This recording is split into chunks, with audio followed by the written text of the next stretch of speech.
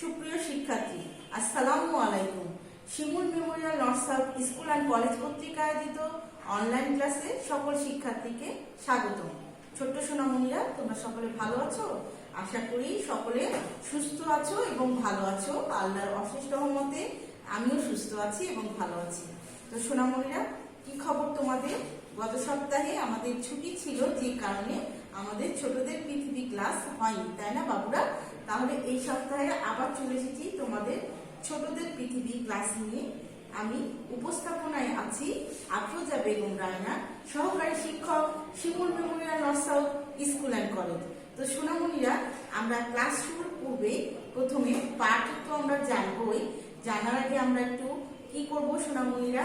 Corona সম্বন্ধে জানবো না বিনোদন করব? আজকে আমরা করোনা তো আমরা জানি, প্রতিদিন মিসরা প্রত্যেক দিন তোমাদেরকে সচেতন করে, প্রত্যেক দিন আমরা সুন্দর সুন্দর কথা বলি যে তোমরা কি করলে তোমরা এই মহামারী থেকে রক্ষা পাবে। তো আজকে সোনামণিরা আমরা করোনা নিয়ে নাই বলি, আজকে আমরা একটা বিনোদন করি। তো সোনামণিরা, সবাই কি প্রস্তুত আছো আমার সাথে বিনোদন করার জন্য? আশা করি তোমরা সকলে আমার সাথে প্রস্তুত আছো। তো সোনামণিরা, আমরা একটা ছোট্ট ছড়া করি 4 লাইনে। আমি করব, আবৃত্তি করব, তোমরাও আমার সাথে সুন্দর করে আবৃত্তি করবে। দেখো, সজনে গাছে পায়রা ডাকে, ঘরের চালে কাক, খোকন সোনা ঢোলক বাজায়, তাক দোমাদুম তাক। তো সোনামণিরা, ভালো লেগেছে? আশা করি সকলের ভালো লেগেছে। তো এবার চলে যায় পাঠ পরিচিতিতে। দেখো, পাঠ পরিচিতিতে আমাদের ক্লাস আছে স্বাস্থ্য কথা ক্লাস 2। তোমাদেরকে আমি বলেছিলাম যে স্বাস্থ্য কথা অধ্যায়ের উপরে সোনামণিরা কয়টা ক্লাস হবে মনে আছে তোমাদের?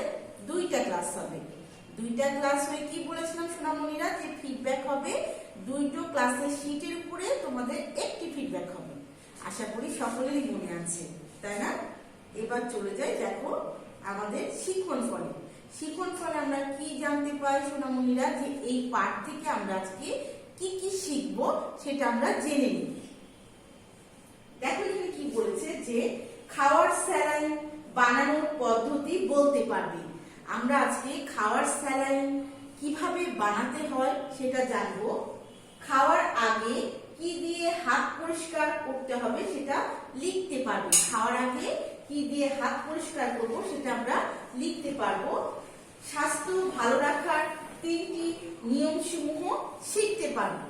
তাহলে আমরা কি কি জানলাম? যে স্বাস্থ্য ভালো রাখার 3টি নিয়ম রয়েছে, আমরা সেগুলো জেনে নিব। তো চলে যাই সোনামণিরা মূল আলোচ্য বিষয়। দেখো সোনামণিরা, এখানে তোমাদের আলোচ্য বিষয় আমি স্লাইডে তুলে ধরেছি তোমাদের সুবিধার্থের জন্য, বোঝার সুবিধার্থের জন্য। তো সোনামণিরা, সকলে খাতা বের করে আলোচ্য বিষয় এবং মূল্যায়নের প্রশ্ন কি বলা হয় তোমাদেরকে যে খাতায় তুলে নেবে। তো সোনামণিরা, আশা করি আজকেও তোমরা খাতা কলম নিয়ে বসেছো এবং আলোচ্য বিষয়টা সুন্দর করে সকল বাবু সুন্দর করে খাতায় তুলে নেবে। তো দেখো এখানে কি বলেছে আলোচ্য বিষয়, যে আগুনে পোড়া রোগী। আগুনে পোড়া রোগীর সম্বন্ধে আমরা আজকে বিস্তারিত জানবো। এখানে কি বলেছে দেখো, খাবার স্যালাইন বানানোর পদ্ধতি। আমি একটু আগে কি বললাম সোনামণিরা? যে খাবার স্যালাইন বানানোর যে একটি পদ্ধতি রয়েছে, ঘরোয়া পদ্ধতি যাকে বলে, সেটা আমরা আজকে জেনে নিব। তরল খাবার সমূহ, কিছু তরল খাবার রয়েছে, আমরা সেগুলো জানবো।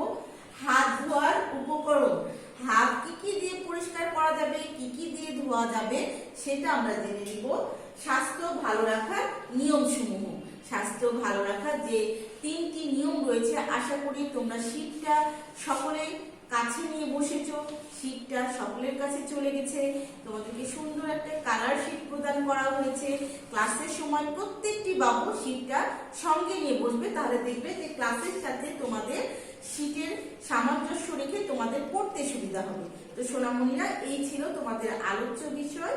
এবার দেখো আমি বিস্তারিত আলোচনায় যাচ্ছি। এখানে কি বলা হচ্ছে, যে প্রথমে কি বলছে দেখো, যে আগুনে পোড়া রোগীর ক্ষতস্থানে প্রথমে কোন মলম লাগাতে হবে। তাহলে আমরা কি করবো সোনামণিরা? এখানে দেখো উত্তর আছে, আগুনে পোড়া রোগীর ক্ষত স্থানে প্রথমে মলম লাগাতে হবে। তো সোনামণিরা, আমরা একটু ছোট্ট একটা ভুল ছিল, দেখো এখানে অ্যান্টিসেপটিক মলম হবে। আমি একটু আগে তোমাদেরকে বলতে চাচ্ছিলাম, একটু ঠিক করে নাও। তোমরা সকলে তোমাদের নোটে আছে সোনামণিরা, তো তোমরা ওইটা দেখে পড়ে নিবে। দেখো এখানে কি বলেছে যে আগুনে পোড়া রোগীর ক্ষতস্থানে প্রথমে অ্যান্টিসেপটিক মলম লাগাতে হবে। তাহলে আমরা কি জানলাম যে আগুনে পোড়া রোগীর ক্ষতস্থানে কি কি মলম লাগাবো? অ্যান্টিসেপটিক মলম। এখানে দেখো দুইটি অ্যান্টিসেপটিক মলমের স্যাভলন এবং এখানে একটা অ্যান্টিসেপটিক ক্রিমের ছবি দিয়েছি তোমাদের বোঝার সুবিধার্থে, যেন তোমাদের সুবিধা হয়, যেন তোমরা বুঝতে পারো খুব সহজে। এবার দেখো বাবুরা, 2 নম্বর প্রশ্নে আছে কি যে কোন রোগ হলে খাওয়ার স্যালাইন খেতে হয়? তার উত্তর কি দেওয়া আছে সোনামণিরা? যে ডায়রিয়া রোগ হলে খাবার স্যালাইন খেতে হয়। তাহলে আমরা কি জানলাম সোনামণিরা? যে ডায়রিয়া রোগ হলে খাবার স্যালাইন খেতে হয়। কোন রোগ হলে? ডায়রিয়া। তাহলে এখানে দেখো এসএফসি ও স্যালাইনের আমি একটা ছবি দিয়েছি। এছাড়াও তোমরা সকলেই সোনামণিরা জানো ওর স্যালাইন দেখতে কেমন, এটি খেতে কেমন। আমরা যদি শুধু ডায়রিয়া রোগেই স্যালাইন খাবো এমনটা নয়, আমরা অন্য কোনো অসুবিধা হলেও শরীরের যে কোনো অসুবিধাতে আমরা স্যালাইন খেতে পারি।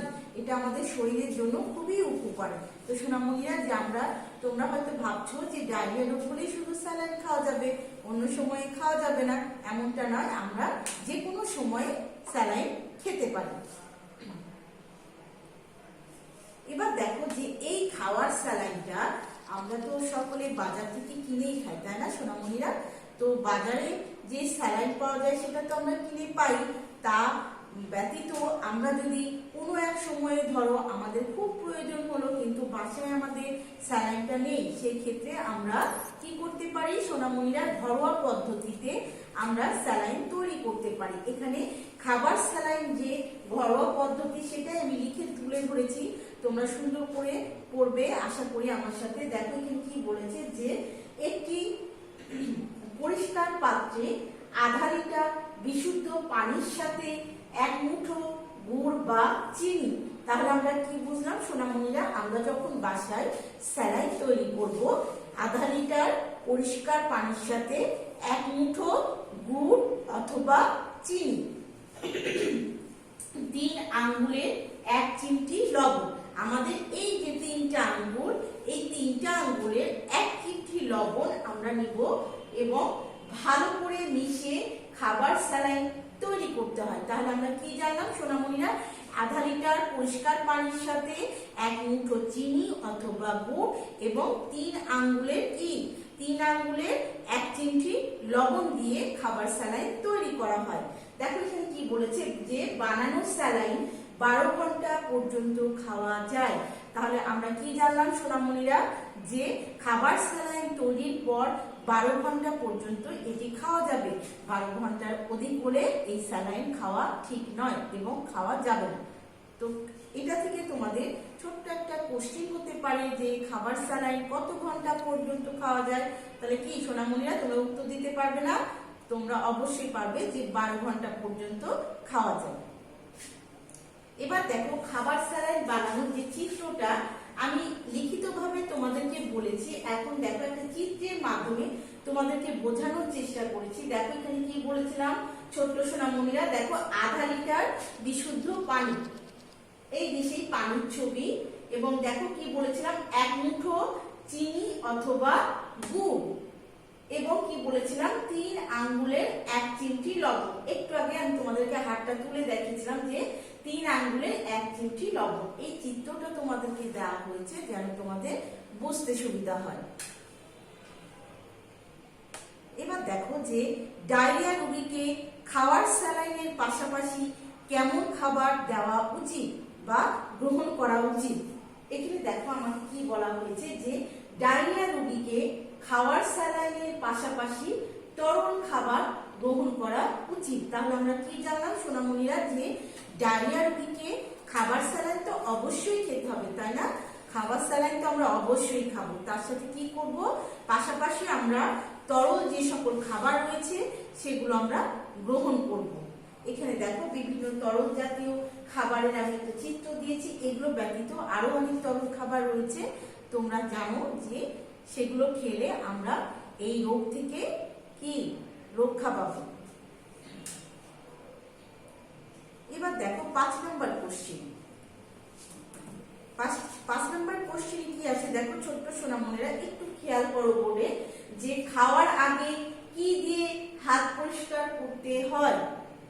আমাদের এই প্রশ্নটা অবশ্যই শিটে আছে।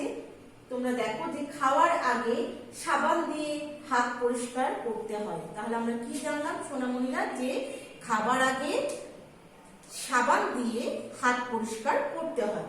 দেখো সাবান বলতে যে শুধু একটি নির্দিষ্ট সাবানই রয়েছে এমনটা নয়, আমাদের বিভিন্ন ধরনের হ্যান্ড ওয়াশ রয়েছে, হ্যান্ড লিকুইড রয়েছে, বিভিন্ন ধরনের বিভিন্ন প্রোডাক্টের সাবান রয়েছে। আমরা যে কোনো সাবান দিয়ে আমাদের বা হ্যান্ড ওয়াশ দিয়ে আমাদের হাত দুটো খাওয়ার আগে কি করব, সুন্দর করে পরিষ্কার করে নিব, তারপরে খেতে বসবো। তাহলে সোনামণিরা আজকে থেকে কি করবে, তোমরা আগে খাওয়ার আগে সুন্দর করে হাত দুইটা পরিষ্কার করতে হবে।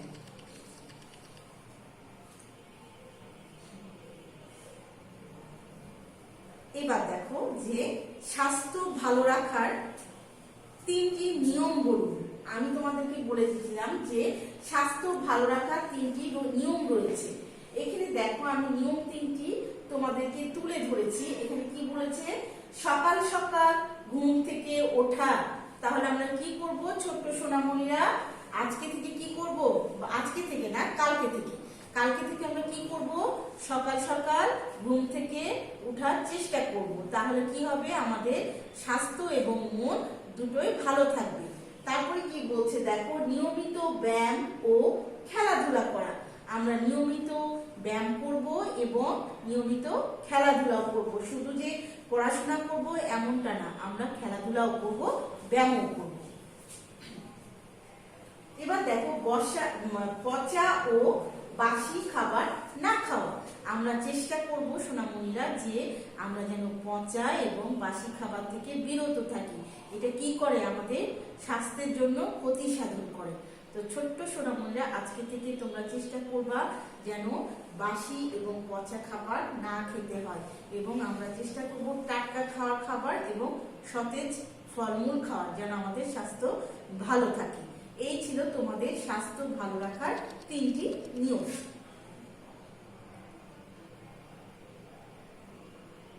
এবার চলে আসি মূল্যায়ন পর্বে। দেখো সোনামণিরা, তোমাদের এখানে মূল্যায়ন পর্বে কি রয়েছে, যে আমি তোমাদেরকে 3টি কোশ্চেন দিয়েছি। এখানে কোশ্চেন গুলো কি কি আমরা একটু পড়ে নিই সোনামণিরা। দেখো এখানে কি আছে, কোন রোগ হলে খাওয়ার স্যালাইন খেতে হয়। আমরা ক্লাসের মাধ্যমে জেনেছি যে ডায়রিয়া রোগ হলে খাওয়ার স্যালাইন খেতে হয়। এবার দেখো স্বাস্থ্য ভালো রাখার একটি নিয়ম বলুন। তাহলে আমরা স্বাস্থ্য ভালো রাখার 3টি নিয়ম পড়েছি, তার মধ্যে এখানে কি জিজ্ঞাসা করা হয়েছে, একটি নিয়ম, যে কোনো একটি নিয়ম আমরা বলতে পারি। সেটা হতে পারে পচা ও বাসি খাবার না খাওয়া, সকাল সকাল ঘুম থেকে ওঠা, বা কি নিয়মিত ব্যায়াম খেলাধুলা করা। তোমাদের যেটা ইচ্ছা ছোট্ট সোনামণিরা তোমরা সেটা বলতে পারো। এবার দেখো বানানো স্যালাইন কত ঘন্টা পর্যন্ত খাওয়া যায়। একটু আগে আমি প্রশ্ন করেছিলাম না, যে এখান থেকে তোমাদের একটা কোশ্চেন হতে পারে যে বানানো স্যালাইন কত ঘন্টা পর্যন্ত খাওয়া যায়। তাহলে সোনামণিরা আমরা কি বলবো, বানানো স্যালাইন 12 ঘন্টা পর্যন্ত খাওয়া যায়। এবার দেখো সোনামণিরা, তোমাদের নেক্সট ডে পড়া দেওয়া আছে, নেক্সট ডে দেওয়া আছে ফিডব্যাক। আমি ক্লাসের প্রথমেই বলেছিলাম যে তোমাদের 2টি শীটের উপরে একটি ফিডব্যাক নেওয়া হবে। এই এখানে লিখে দেওয়া আছে, দেখো যে প্রদত্ত 2টি শীটের উপরে নেওয়া হবে। আমাদের যে 2টি শীট তোমাদেরকে আমি প্রদান করেছি, সেই 2টা শীটের উপরে তোমাদের এই ফিডব্যাকটা নেওয়া হবে। এবার সোনামণিরা উপরে দেখো লেখা আছে যে ব্যবহারিক। গতদিনে তোমাদেরকে আমি ব্যবহারিকে কি শিখিয়েছিলাম সোনামণিরা, পিটি শিখিয়েছিলাম, তাই না? কি পিটি, কয় নাম্বার পিটি বলো তো সোনামণিরা? 1 এবং 2 নাম্বার পিটি। আশা করি তোমরা স্যারের যে ভিডিওটা দেখিয়েছিলাম তোমরা সেটা দেখে বাসায় চর্চা করেছো। আজকে আমরা ব্যবহারিকে 3 ও 4 নং পিটি শেখানো হবে। আজকে তোমাদেরকে এই 3 এবং 4 নং পিটি যেটা শেখানো হবে আমরা আজকে আবারও মনোযোগ দিয়ে খুব সুন্দরভাবে দেখে নেব। চলো যাই ব্যবহারিক ক্লাসে। সোনামণিরা চলে এসেছি আমরা পিটি ব্যবহারিক ক্লাসে। তোমরা সকলে মনোযোগ দিয়ে দেখো।